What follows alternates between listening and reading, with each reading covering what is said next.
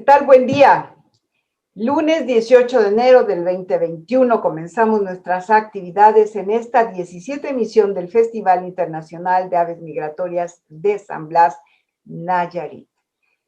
Nuestra jornada científica académica en alas del conocimiento apertura el día de hoy con la presencia de una interesante mujer bióloga, profesionista, interesada y sobre todo estudiosa de las aves. Esta mañana nos visita desde Colombia Diana Euse.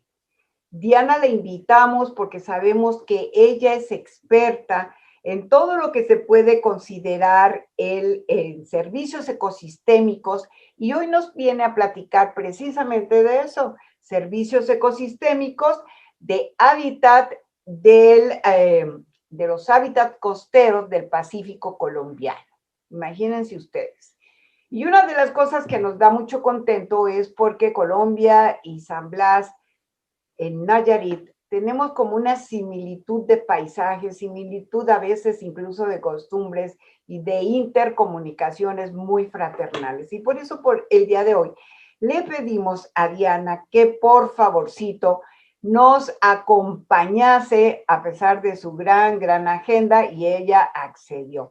Pero antes que todo y darle el uso de la palabra, ¿quién es Diana? Diana Euse. Como ya dijimos, una extraordinaria mujer colombiana, bióloga de profesión, con más de 15 años de experiencia en conservación de la naturaleza. Le interesa acompañar iniciativas de grupos de conservación como comunidades locales o jóvenes que adelantan procesos de cuidado en la naturaleza misma. Su trabajo además combina elementos de la geografía y los análisis espaciales con conocimiento biológico y ecológico de los ecosistemas para plantear soluciones para su cuidado y mantenimiento.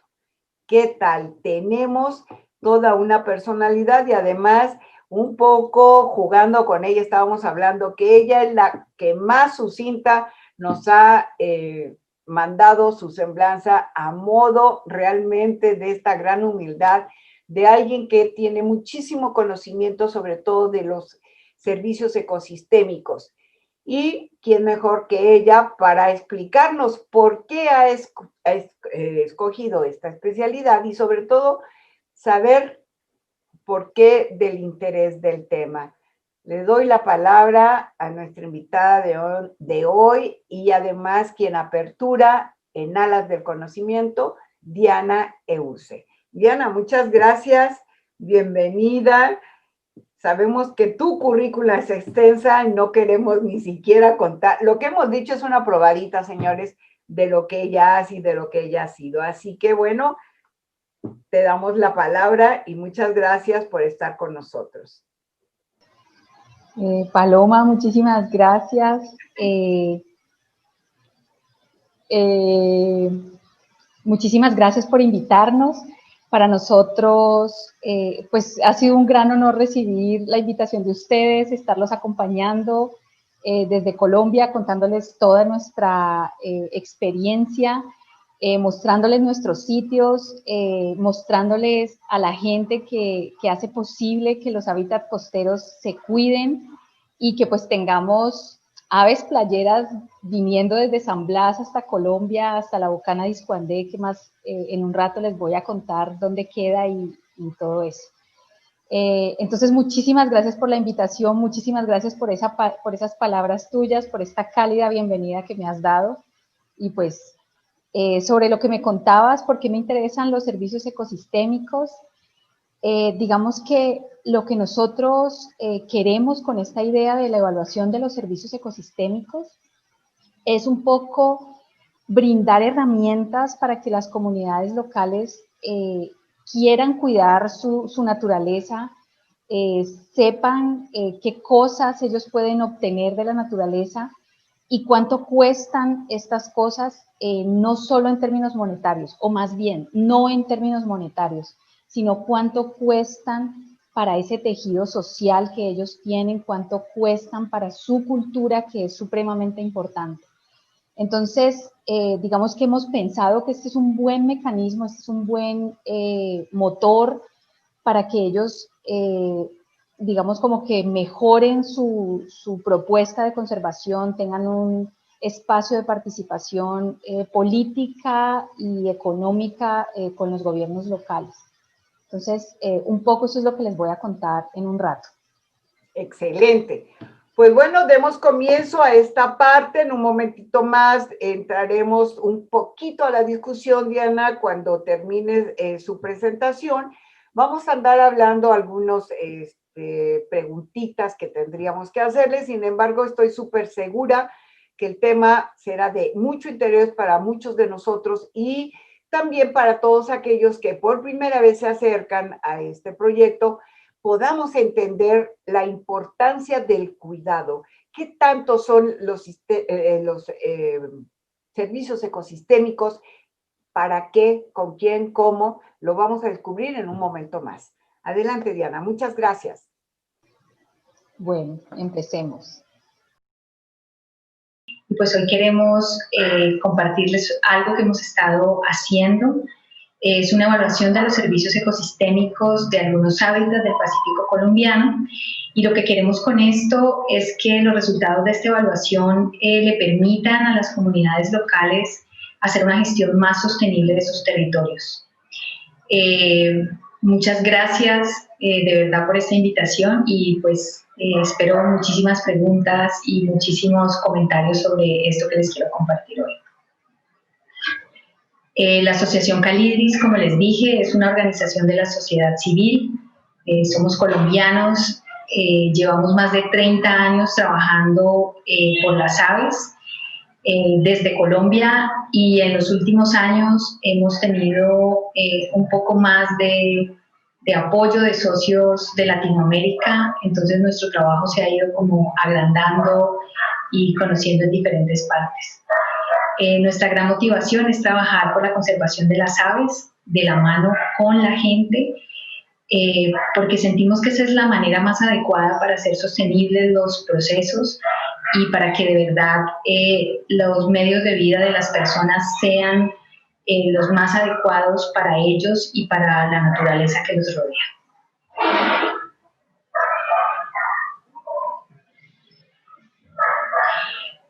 Hoy les quiero hablar de una experiencia de evaluación de servicios ecosistémicos, pero antes de esto quiero contarles un poco sobre Colombia, sobre mi país y sobre la región donde trabajo.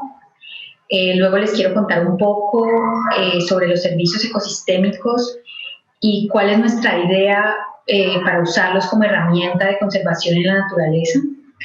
Y finalmente les quiero contar esta experiencia que empezamos en 2019.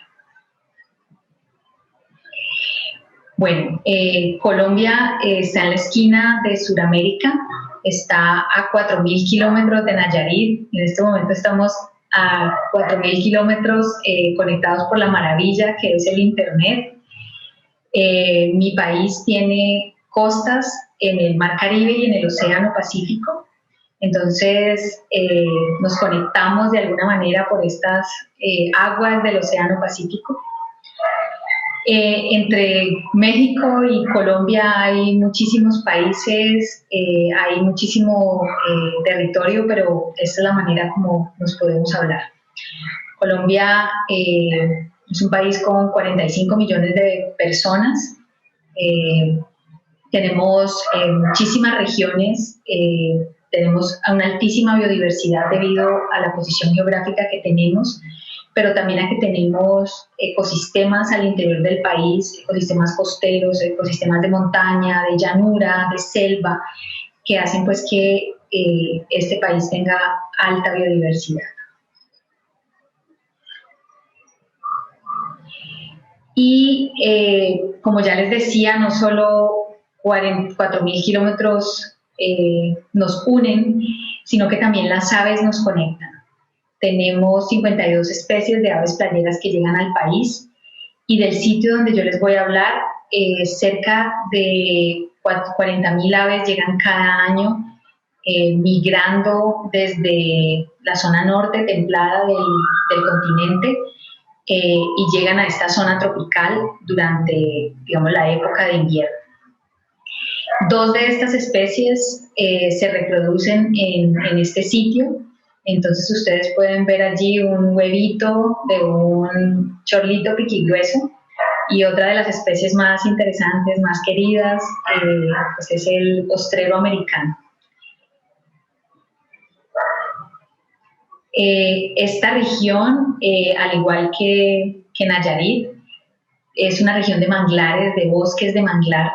En Colombia tenemos 290.000 hectáreas de manglar, es el 4º país del continente con mayor cantidad de manglar, y el 80% está en la zona, en la costa del Pacífico, de donde les voy a hablar.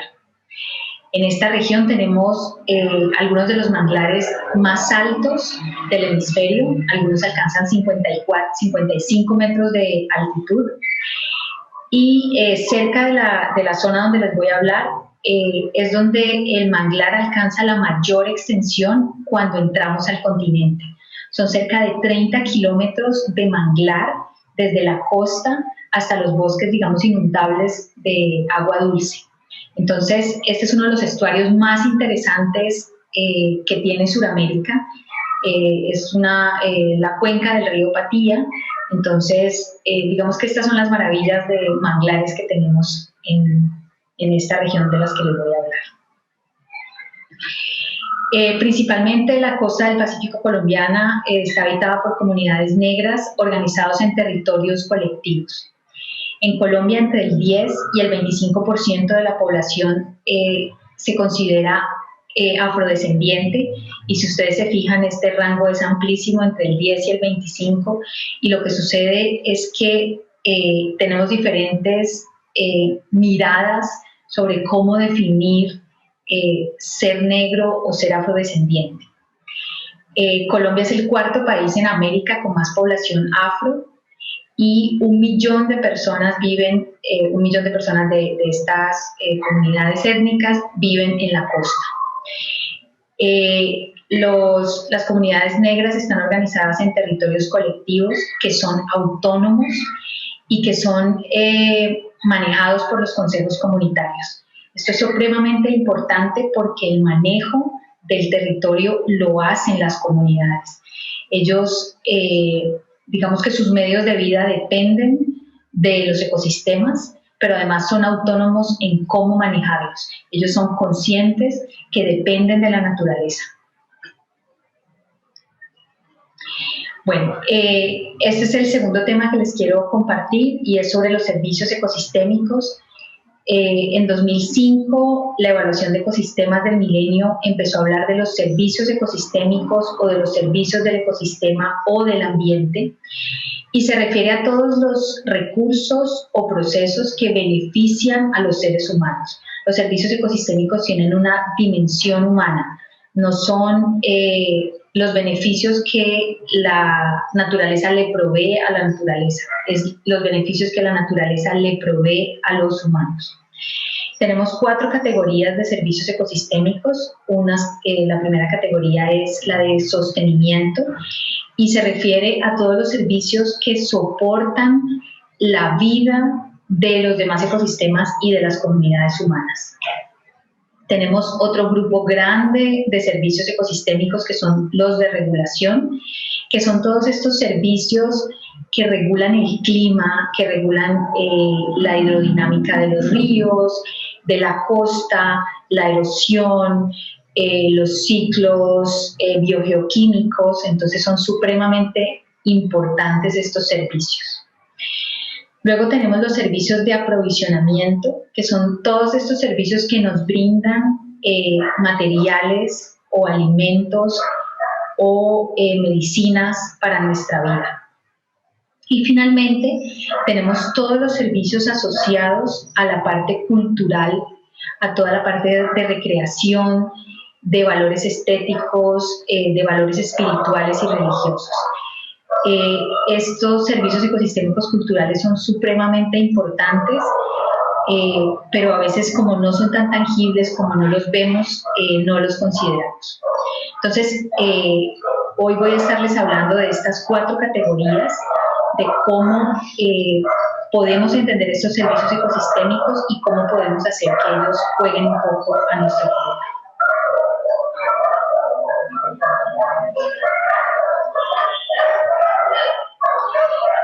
Cuando hablamos un poco de los servicios ecosistémicos y las comunidades locales en una zona de manglar, podemos ver, por ejemplo, servicios asociados al aprovisionamiento de alimentos o de materiales y fibras para construcción. Los manglares sabemos que ayudan a estabilizar el suelo, que previenen la erosión costera.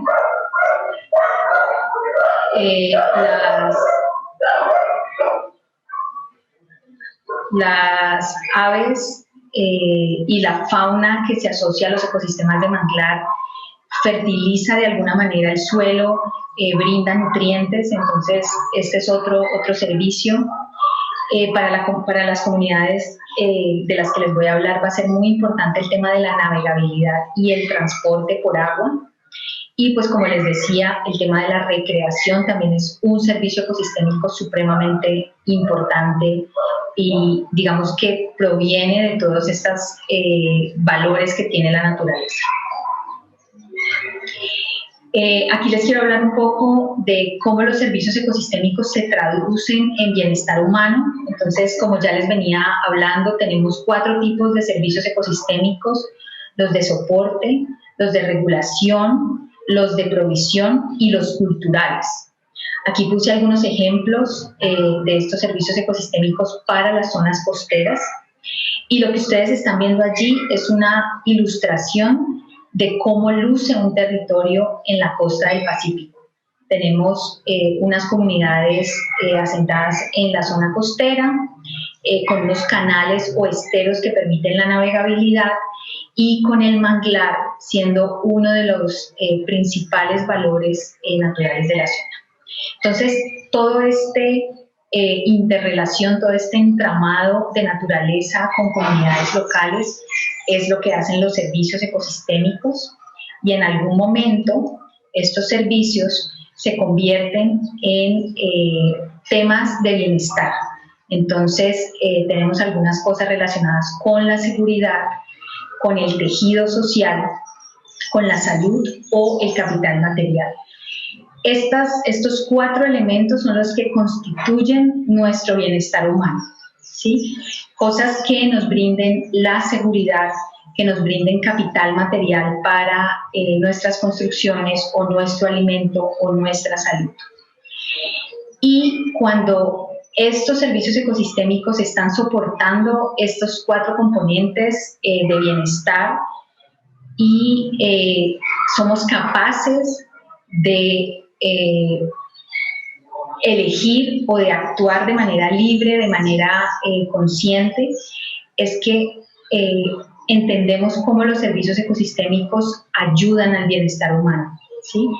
Y para estas comunidades específicamente del Pacífico colombiano, cuando les contaba que ellos son autónomos de manejar sus territorios, esto es supremamente importante, porque ellos deben manejar su naturaleza para poder mantener sus medios de vida. Algunas de las investigaciones y ejercicios que hemos hecho en la zona nos muestran que el 98% de la población de los consejos comunitarios necesitan la naturaleza, dependen del manglar como medio de vida. Entonces, considerando esta altísima dependencia de los ecosistemas, nos decidimos pues hacer esta evaluación de los servicios ecosistémicos.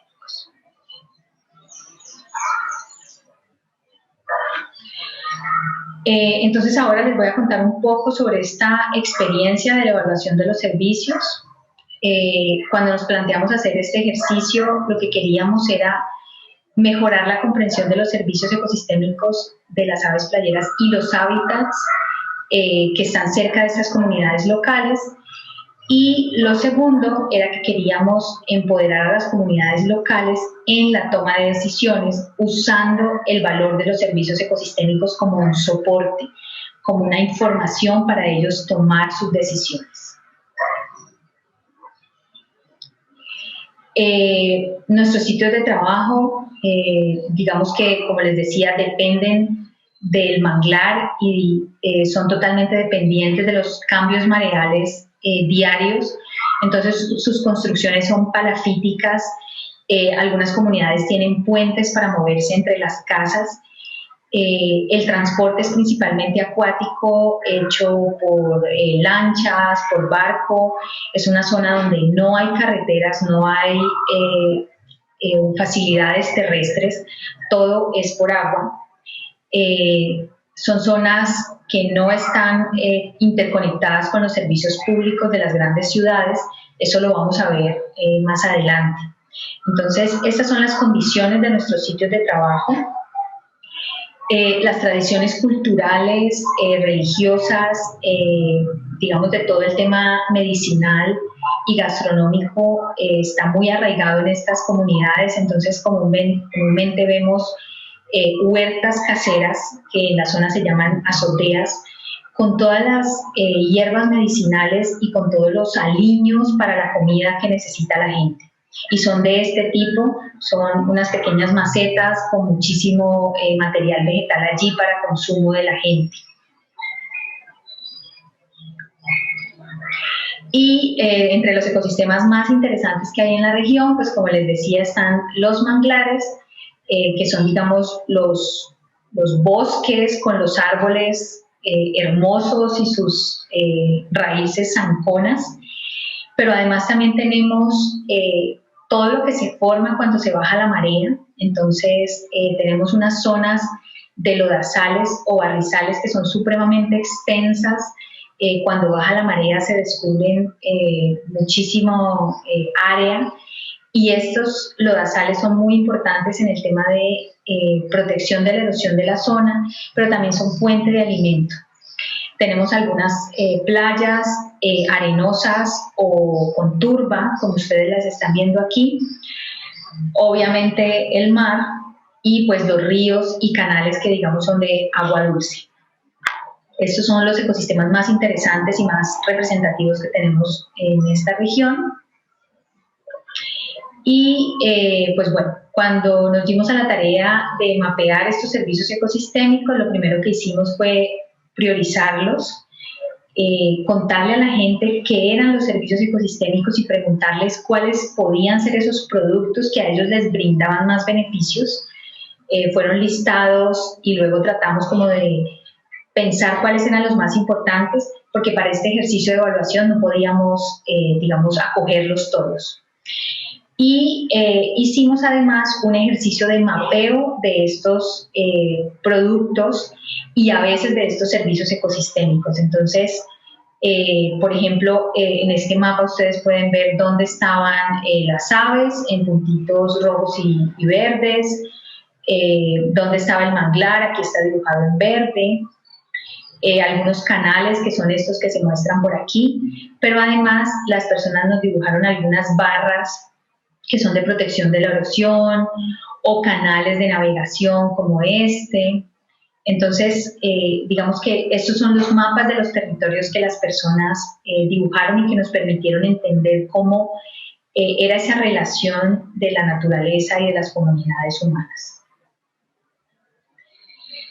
Una vez que priorizamos los servicios ecosistémicos, resulta que la provisión de agua y de alimentos son digamos, los dos servicios que son más valiosos para las comunidades, ¿sí? Y dentro de esta provisión de alimentos, pues cabe todo un tema de hierbas medicinales, de condimentos, de productos para la gastronomía y para la economía local.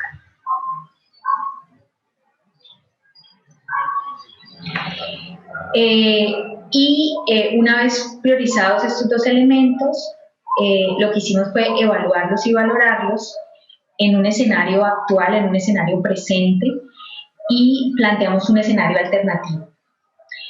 Y para evaluarlos y valorarlos, lo que hicimos fue cuantificar un poco la demanda que hacen las comunidades locales de esos productos, un poco la oferta que tiene la naturaleza de esos productos, y finalmente costeamos cuál es la inversión en dinero que hace la gente para poderlo colectar o para poder tener ese servicio en sus casas. Bueno, yo inicialmente les voy a hablar de los resultados que tuvimos de la evaluación del aprovisionamiento de agua. Luego les voy a hablar de los resultados obtenidos para el tema de aprovisionamiento de alimentos y finalmente les quiero mostrar un poco cuáles son esos escenarios alternativos que nos permitieron evaluar estos servicios ecosistémicos. Entonces, le preguntamos a la gente para qué usaban el agua más frecuentemente en sus casas. Entonces, el principal uso o la mayor cantidad de agua, porque logramos medir en volumen cuál era la cantidad de agua que usaban para cada una de las cosas. El mayor volumen se usa en el tema del lavado de la ropa, ¿sí?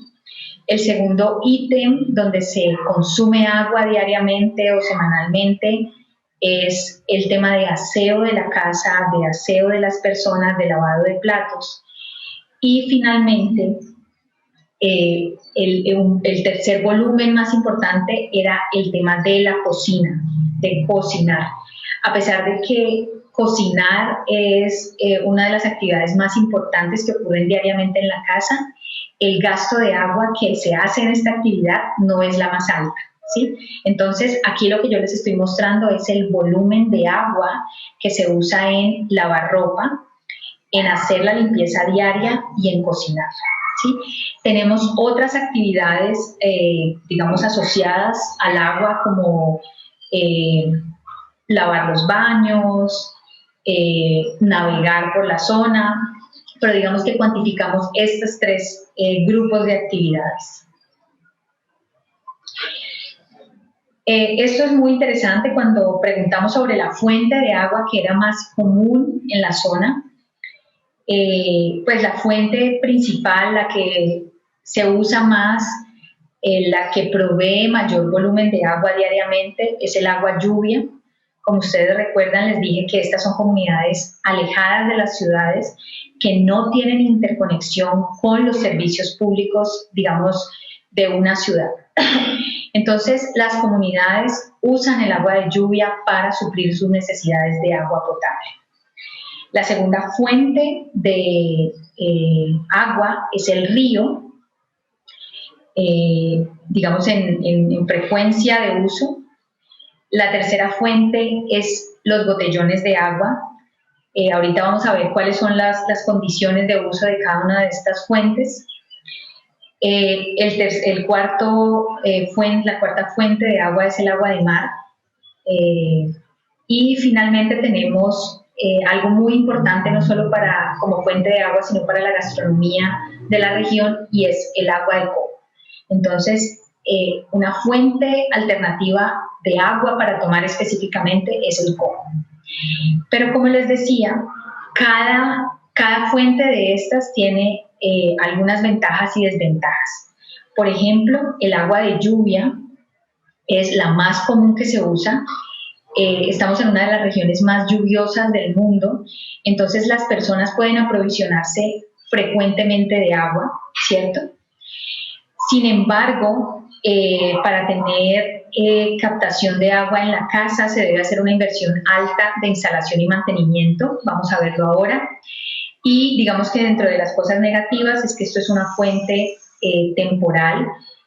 Más o menos conocemos los regímenes de lluvia que hay en la región, pero a veces pueden cambiar. Entonces, digamos que las personas están dependiendo de una fuente temporal y tal vez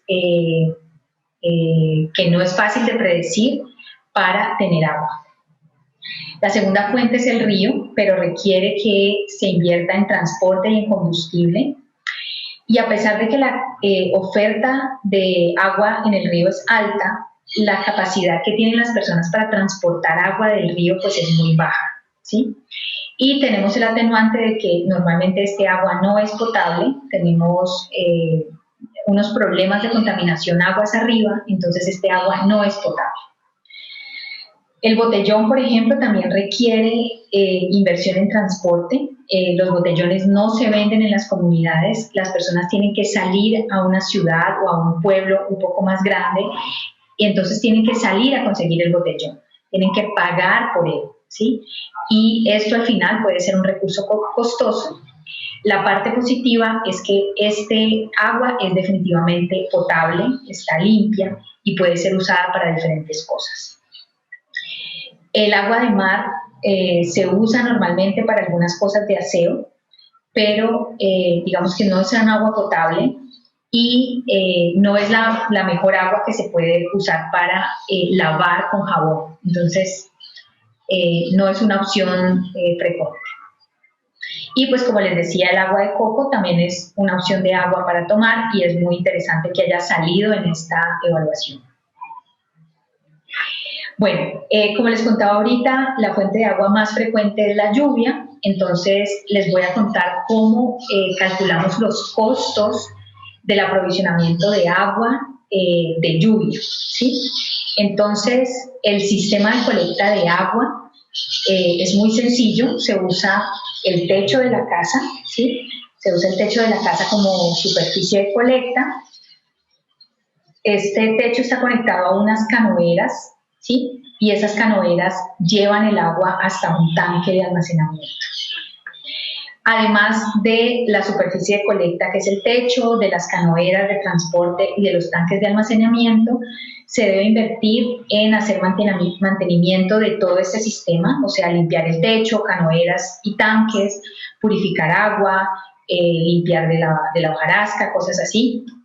Pero este es el sistema de recolección y almacenamiento de agua en estas poblaciones.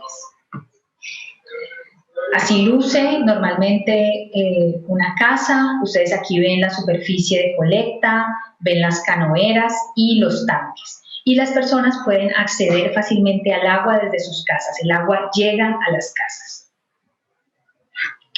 Entonces, costeamos todo esto. Más o menos la inversión que se debe hacer en un sistema de captación de agua se hace cada 10 o 15 años más o menos. Y equivale a más o menos 2 salarios mínimos mensuales en México, ¿sí? Y más o menos se invierte en mantenimiento anual 3 días de salario mínimo de ustedes también en México, ¿sí? Entonces, como ustedes se fijan, no es mucho dinero, no es costoso, pero estamos hablando de comunidades donde el efectivo no es lo más frecuente, manejar efectivo no es común. Este sistema de recolecta y captación en promedio, según el tamaño del tanque, de este tanque azul que ustedes ven aquí, logra almacenar 2.000 litros de agua cada lluvia. Cada evento de lluvia, las personas pueden recolectar solamente la capacidad de su tanque o de sus tanques, ¿sí? Cuando le preguntamos a las comunidades cuánto era el tamaño de sus tanques, en promedio tienen tanques que les permiten captar 2.000 litros de agua. Haciendo las cuentas de cómo una familia usa el agua diariamente, logramos contabilizar que en promedio una familia de 6 integrantes necesita 500 litros de agua al día. Esto quiere decir que son más o menos 70 litros por persona diarios, y esto está totalmente de acuerdo con el mínimo vital de agua por persona, que dice que al menos una persona debe tener entre 50 y 100 litros de agua por habitante, ¿sí? Entonces, lo que les quiero decir es que este sistema de captación y de recolección de agua es adecuado, cumple con las condiciones de mínimo vital para las personas, pero como ya les decía, tiene algunos atenuantes como los costos o los cambios en los regímenes de lluvia. Las personas están dependiendo de que llueva encima de sus casas. Otra cosa es que considerando que las personas en sus familias son capaces de almacenar 2.000 litros y que necesitan 500 litros de agua al día, uno podría pensar que las personas tienen autonomía de agua por 3 a 4 días, ¿sí? Entonces, estas son las cosas que estas evaluaciones de servicios ecosistémicos permiten mostrar, y son las que hace un rato yo les decía que son las que se traducen al final en bienestar humano, ¿sí? Saber que una persona tiene autonomía de agua durante 3 o 4 días puede ser un poco incómodo para algunas personas, para otras personas puede ser supremamente adecuado tener agua disponible durante 4 días y no tener que ir a buscar durante esos 4 días agua. Tal vez para alguna persona de la ciudad esto es inadmisible, pero aquí es donde yo les digo que esta experiencia de evaluación de servicios ecosistémicos fortalece la toma de decisiones de las comunidades y permite entender un poco esta dimensión de bienestar humano que hace un rato les estaba contando. Bueno, ahorita les quiero contar un poco sobre los resultados de aprovisionamiento de alimentos. Cuando hicimos la lista de los productos que las personas usaban de su territorio, encontramos 31 productos entre pescado, bivalvos, semillas, frutas, maderas, fibras que las personas usan. El 20% de la cantidad de ese producto es consumido en el hogar, ¿sí? Y el 80% es vendido. Entonces, digamos que esto fue no una sorpresa, pero sí fue una variación a los otros ejercicios de evaluación de servicios ecosistémicos que hemos visto, porque normalmente las evaluaciones de los servicios ecosistémicos hablan de los productos que consumen las comunidades en sus casas. Pero aquí lo que estamos viendo es que parte de estos productos son vendidos y ese dinero se invierte para comprar otros productos que se necesitan o para soportar algunas necesidades básicas de las personas como la salud, la educación, el vestido. Entonces esto es supremamente interesante. Y tenemos tantos productos, entonces la ganancia es supremamente amplia por producto. Tenemos productos que le permiten a las familias ganar 90 pesos mexicanos hasta 30,000 pesos mexicanos por faena. Y cuando yo les digo faena, es que la gente a veces sale a pescar un día, ¿sí? A pescar una especie de pez y esa es su faena. Pero a veces para otros productos necesitan 6 días de faena o necesitan 3 días de faena o solo 2 horas de faena, ¿sí? Entonces, aquí tenemos 31 productos que son un espectro amplio de ganancias, de insumos que se necesitan o de tiempos de faena. Para nosotros calcular los costos de estos productos, de la inversión que hacen las comunidades para obtener estos productos, usamos los días de trabajo de las personas, los insumos que usan para colectarlos, esto es la embarcación, las botas de caucho, los anzuelos, las mallas, el alimento que deben llevar y pues obviamente el combustible. Bueno, les traje unos ejemplos sobre aprovisionamiento de alimentos. Entonces, el camarón es uno de los productos que más frecuentemente se colecta en estas comunidades porque los ingresos que se obtienen del camarón son supremamente altos. Este es uno de los productos que más se vende, casi no se colecta para consumo de la casa. Y más o menos la ganancia por faena, por embarcación, cuando la gente sale a colectar camarón, a pescar camarón, es de un salario mínimo mensual mexicano, pero por faena. Las personas son capaces de ganarse ese dinero durante 3 días. Entonces, como ustedes se pueden dar cuenta, la ganancia es supremamente alta. Este es uno de los productos, digamos, más afectados por la pesca, porque, pues, digamos, es uno de los productos más apreciados en el mercado de mariscos en Colombia. Tenemos otro producto, que es la piangua o la concha negra o la concha de manglar. Esta es una actividad muy comunitaria, a diferencia de la pesca del camarón. Es una actividad que se hace más cerca de la casa y esto permite que las mujeres y los niños sean los principales colectores de esta concha. Entonces, digamos que además de servir para la gastronomía de la casa, para vender un poco a los mercados locales, es una actividad con un alto valor comunitario, con un alto valor de género, porque son las mujeres principalmente las que realizan esta labor, ¿sí? Cuando costeamos cuál era la ganancia de las pianguas, tenemos que por faena, que es 4 horas de colecta de piangua, la ganancia es más o menos un salario mínimo diario en pesos mexicanos, ¿sí? Y cuando les pongo allí ganancia, entre comillas, es que la verdad es que entre estos costos no se está incluyendo el tiempo del trabajo ni de los niños ni de las mujeres colectoras, ¿sí? Entonces, lo que está pasando aquí es que la fuerza de trabajo se está yendo en colectar las pianguas y en venderlas o en tener proteína animal para la casa.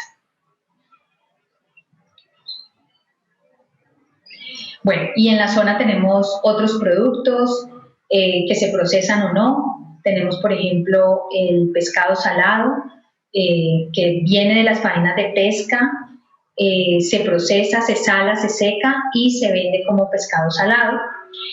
Digamos que la ganancia del pescado salado es menor a que esté el pescado seco, pero digamos que la gran ganancia de este asunto de vender pescado seco es que el producto dura más. Entonces, como que apenas se pesca, no hay que salir a venderlo, no hay que salir a buscar quien lo compre, sino que el pescado salado dura muchísimo tiempo, digamos, en stock, en inventario. Otros productos muy importantes son, como yo les hablaba, de las soteas, todas las hierbas medicinales y condimentos de la comida. Aquí tenemos, digamos, una embarcación llena de pancoger. Pues aquí hay aguacates, hay plátanos, hay algo que se llama papachina, que es un tubérculo, hay una fruta de una palma que se llama naidí, o corozo, o corpoazú, aguacates, a veces hay banano. Entonces, digamos que esto es el producido de una finca, y esto tal vez es para venta y consumo local. Y tenemos uno de los productos, digamos, estrella del Pacífico colombiano, que es el chontaduro, también es el fruto de una palma, y esto también, digamos, que es para consumo y para venta.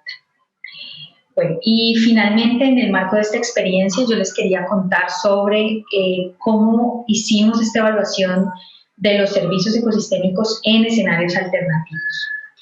Digamos que uno de los momentos de este ejercicio fue preguntarle a las comunidades ellos cómo se visualizaban en el futuro, cómo esperaban que sus comunidades fueran o hicieran en un futuro.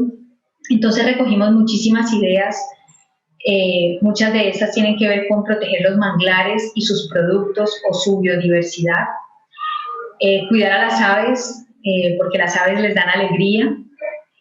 Quieren aumentar la capacitación en los jóvenes, quisieran tener empresas locales y diversificar sus ingresos. Como ustedes vieron, el 98% de la comunidad depende de la naturaleza para sus ingresos. Entonces ellos a veces quisieran tener otras entradas que no dependieran tanto de la naturaleza o de la impredecibilidad de la naturaleza. Y ellos quisieran invertir más en el tema de salud y transporte para sus comunidades.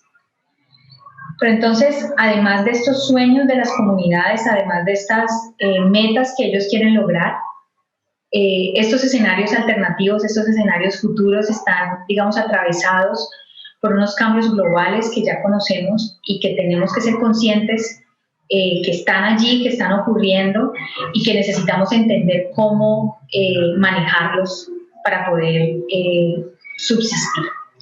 Entre estos cambios globales que son reconocidos por estas comunidades, que son vividos diariamente, está el tema del cambio en la cronología y el volumen de la lluvia. Yo ya les conté cuál era la dependencia de la lluvia de estas comunidades, entonces cambios en volúmenes de lluvia o cambios en el tiempo de cuántos días deja de llover en un territorio es supremamente vital. Tenemos otro tema de aumento de temperatura del mar.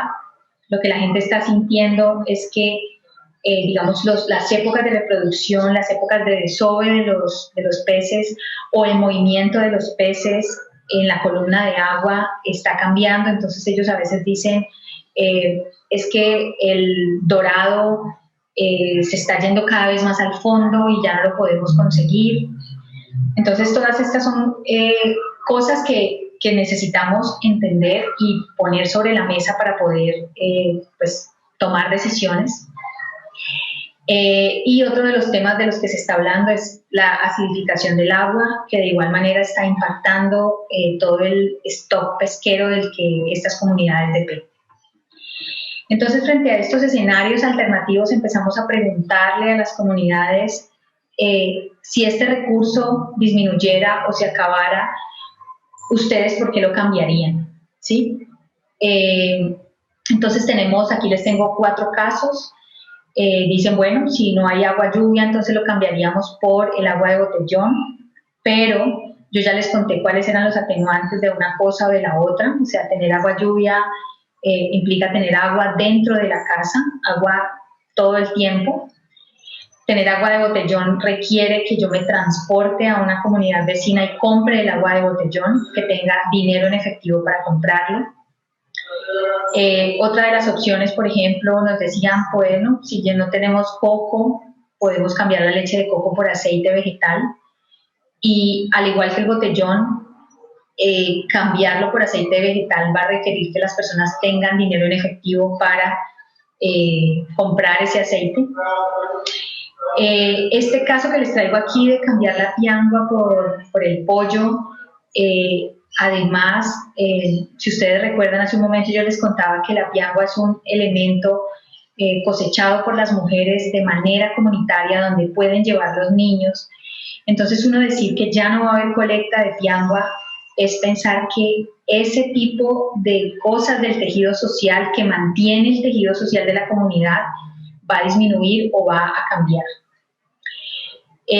Bueno, y otro de los productos que nos sorprendió cuando nos lo dijeron, cuando les preguntamos qué pasaría si se acabara el camarón, nos dijeron lo cambiaríamos por madera de manglar, y nos preguntamos ¿por qué van a cambiar el camarón por madera de manglar? Si ustedes recuerdan, hace un rato yo les decía que el camarón es el producto que más ganancias les da. Entonces, aquí cuando ellos nos manifestaron que cambiarían camarón por madera, no están hablando de la comida, están hablando de los ingresos económicos, algo que es equiparable con las ganancias que brinda el camarón es la madera, ¿sí? Entonces, miren en estos 4 ejemplos que les pongo aquí, cuáles son las alternativas que las comunidades están pensando, pero además todas las implicaciones, no solo para la naturaleza, no solo para el ecosistema, sino para el acervo cultural que tienen las personas, para el acervo cultural que tienen las comunidades. Bueno, y finalmente yo quiero compartirles unas lecciones aprendidas durante todo este proceso.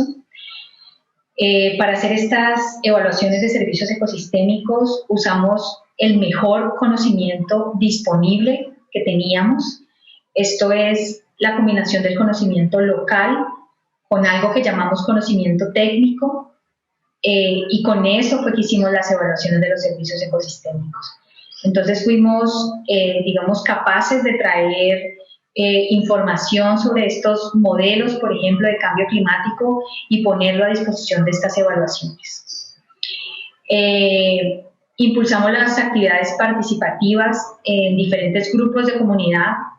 Entonces, en este ejercicio de evaluación participativa, invitamos niños, escuelas, los viejos de la comunidad, y con todos ellos hicimos este ejercicio. Bueno, esto era lo que les tenía para contar. Les he dado un gran pasón por 2 de los sitios más especiales de la costa del Pacífico colombiano. Espero que lo hayan disfrutado. Espero que se animen algún día a venir a visitarlos.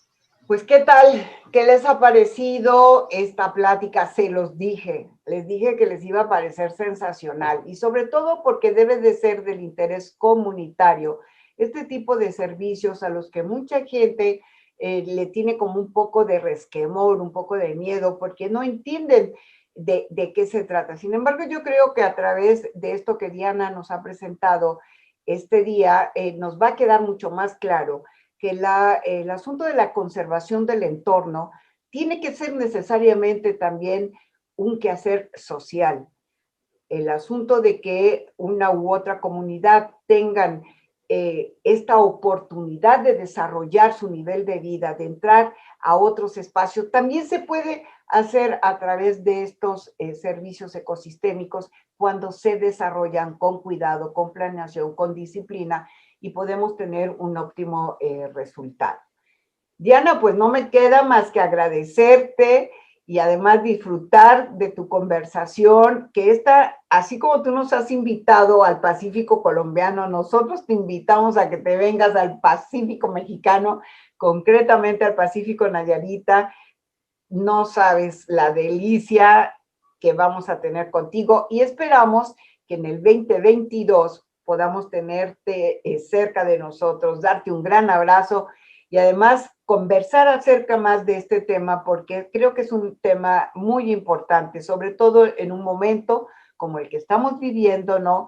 Y que creo que se pueden desarrollar oportunidades dentro de las comunidades para potenciar esto tan importante que acabo de decir, que es la calidad de vida, ¿no? Otra estructura mental dentro de sus habitantes, dentro de sus planes de gobierno, dentro de su política pública.